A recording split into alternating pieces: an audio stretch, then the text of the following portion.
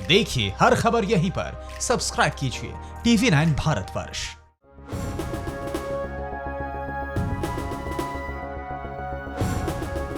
रक्षा मंत्री राजनाथ सिंह ने मंगलवार को प्रधानमंत्री नरेंद्र मोदी को पूर्वी लद्दाख की मौजूदा स्थिति के बारे में जानकारी दी। यहां भारतीय सेना को चीन की पीपुल्स लिबरेशन आर्मी के साथ हिंसक झड़प का सामना करना पड़ा, जिसमें भारतीय सेना के 3 जवान शहीद हो गए।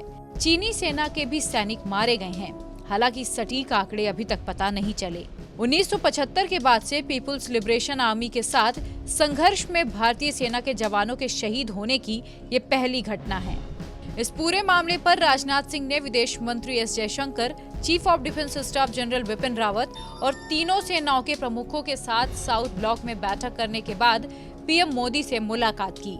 सिंह ने सेना प्रमुखों से पूर्वी लद्दाख में गलवान घाटी की मौजूदा स्थिति के बारे में जानकारी ली और ये भी चर्चा की कि इसके बाद क्या कूटनीतिक कदम उठाए जाने चाहिए।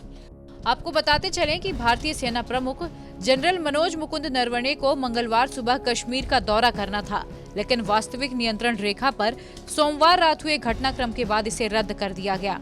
वहीं भारतीय सेना के सूत्रों ने कहा कि रक्षा मंत्री ने पूर्वी लद्दाख में वास्तविक नियंत्रण रेखा पर हिंसक झड़पों की वर्तमान स्थिति की समीक्षा की।